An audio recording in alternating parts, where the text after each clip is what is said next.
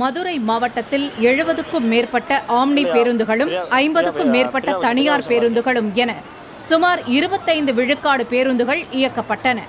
போக்குவரத்து தொழிலாளர்களின் வேலை நிறுத்தம் குறித்து மக்கள் அறிந்திருந்ததால் வெளியே வருவதை தவிர்த்தனர். பயணம் மேற்கொள்வோரின் எண்ணிக்கை குறைவாக இருந்ததால் பெரிய அளவில் பாதிப்பு இல்லை. சேலம் மாவட்டத்தில் மொத்தமுள்ள 1929 அரசு பேருந்துகளில் 500 அரசு பேருந்துகளும் 336 தனியார் பேருந்துகளும், இது தவிர 105 தற்காலிக தனியார் பேருந்துகளும் என சுமார் 40 விழுக்காடு பேருந்துகள் இயக்கப்பட்டன. வழக்கத்தை விட பயணிகளின் எண்ணிக்கை குறைவாக உள்ளதால் இயல்பு வாழ்க்கையில் பெரிய அளவுக்கு பாதிப்புகள் காணப்படவில்லை. திருச்சி மாவட்டத்தில் 14 அரசு பணிமனைகளில் இருந்து 1002 பேருந்துகள் இயக்கப்பட்டன.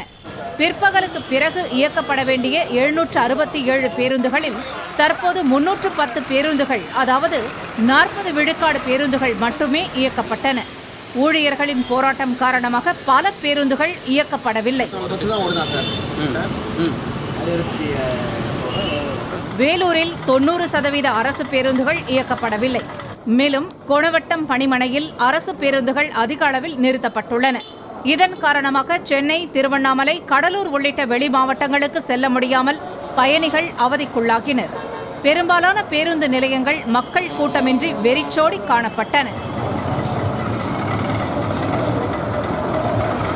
திருப்பூரில் பெரும்பாலான அரசு பேருந்துகள் இயக்கப்படாததால் அதிக அளவில் இயக்கப்பட்ட தனியார் பேருந்துகளில் பொதுமக்கள் பயணித்தனர். மேலும் ரயில் நிலையங்களில் பொதுமக்கள் கூட்டம் அதிக அளவில் காணப்பட்டன. கடலூர் மாவட்டம் சிதம்பரத்தில் இருந்து பெரும்பாலான அரசு பேருந்துகள் இயக்கப்படாததால் பயணிகள் கடும் அவதியடைந்தனர். சிதம்பரத்தில் இருந்து ஞாயிறு மாலை முதல் அரசு பேருந்துகள் இயக்கப்படாததால் 2 நாள் விடுமுறை முடிந்து வெளியூர்களுக்கு வேலைக்கு செல்ல முடியாமல் பொதுமக்கள் தவித்தனர்.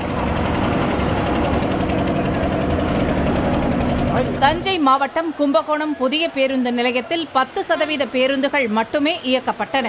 மேலும் தயார் நிலையில் இருந்த தனியார் பேருந்துகளிலும் பொதுமக்கள் கூட்டம் குறைவாகவே காணப்பட்டன. போக்குவரத்து ஊழியர்கள் வேலை நிறுத்தத்தால் பெரும்பாலான பேருந்து நிலையங்கள் வெறிச்சோடி காணப்பட்டன.